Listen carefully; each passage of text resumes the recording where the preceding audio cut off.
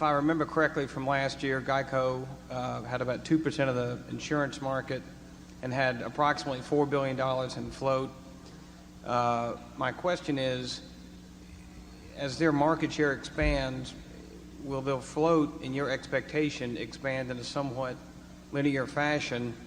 And related to that, what is your guess might be the top end? Could they ultimately become as dominant as a Gillette or a Coke in their businesses, or is the nature of it such that they might stop at 10% of the market or 15% when they start to hit a significant hurdle?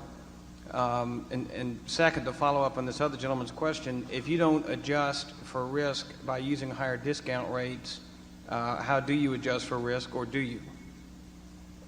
Well, the second question, we adjust by simply trying to buy it at a big discount from that present value calculated using the risk-free interest rate. So if interest rates are 7%, we discounted back the flows, which Charlie says I never do anyway, and he's correct. But in theory, if we discount them back at 7%, then we would look at a substantial discount from that present value number in order to warrant buying. Question about Geico, the float will grow more or less proportionately to premium volume. There's a moderate amount of our float, a very small amount of the float, that's accounted for by some discontinued lines from the past, and of course that won't grow the same way. But if we double the size of Geico on premium volume, we'll come close to doubling the size of the float.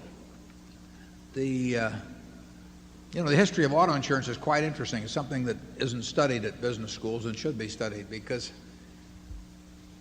the great insurance companies of the early 1900s were, whether it's Aetna, Hartford, Travelers, they had these agency forces nationwide and wrote what was then more property business. They wrote a lot of fire business in those days, and of course the automobile only came in, in the early 1900s. And so their orientation was to property business, but they had this huge agency force throughout the United States. There were property insurance agents representing these big companies throughout the country. And they had lots of capital. And now if you look at the business in 1997, something well over 20%, probably close to 25% of the personal auto and homeowners business in insurance is written by a company called State Farm. And State Farm was started, I believe, in the 20s by a fellow in Bloomington, Illinois.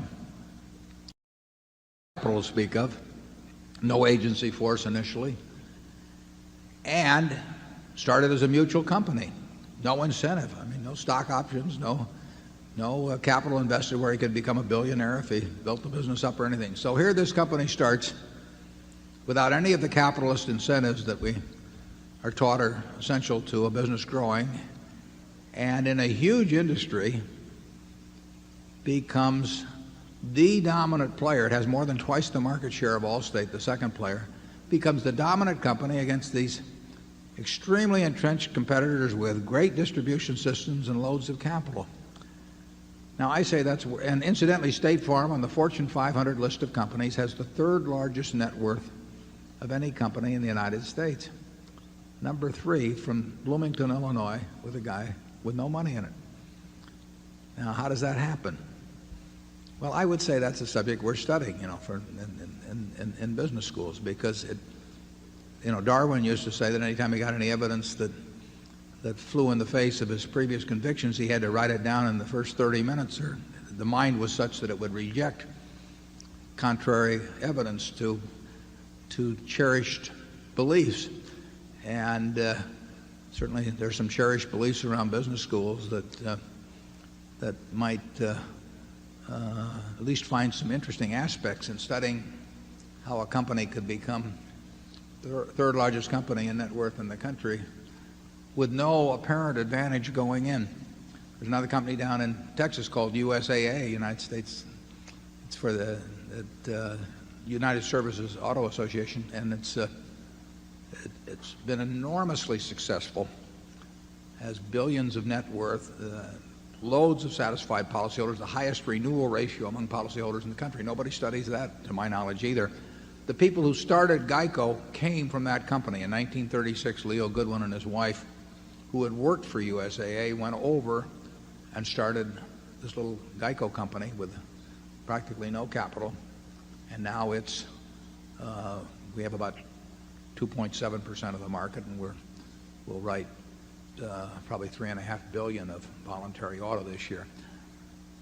Catching a State Farm is going to be very difficult, so I wouldn't want to predict we do that. I will predict that we will gain very materially in market share over the next 10 years, and we'll gain materially this year. But we have got a very good mousetrap.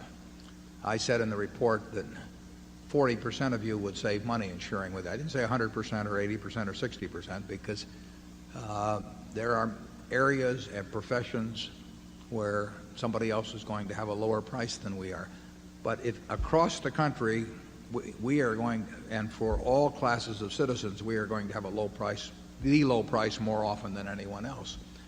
And we've got that because we've got low costs, and our costs are going to get lower, and we've got a virtuous circle going in terms of it feeding on itself. So Geico will grow a lot, but State Farm is plenty tough, so I'm not going to predict catching State Farm. I'm not even going to predict catching Allstate, but we'll catch somebody. And Charlie, you want to say anything more? Well, I love your example of State Farm. I mean, the idea of picking some extreme example and asking my favorite question, which is, what in hell is going on here? That is the way to wisdom in this world. And it is too bad. A lot of the mutual companies are now trying to demutualize, helped by a bunch of consultants and so forth. And they are not looking at State Farm. They're looking at some other model. And everybody can't be a State Farm. That place got some fundamental values into its operating mechanics, the way it selected personnel, the way it selected agents, the way it discarded agents. It was huge discipline. Wouldn't you agree in that operation? Yeah, you would say somebody had to do something very right. But the question, I don't know anybody studying what they did that was right. You know, they don't want to, because it doesn't fit the pattern. And you know, when something like a State Farm happens in this world, you should try to understand it. When something like a Geico happens in this world, you should try to understand it. In 1948, I think it was two-thirds or three-quarters, I think it was two-thirds of Geico was for sale, because originally backed these two people from USAA died. And so the state had the stock for sale in 1948.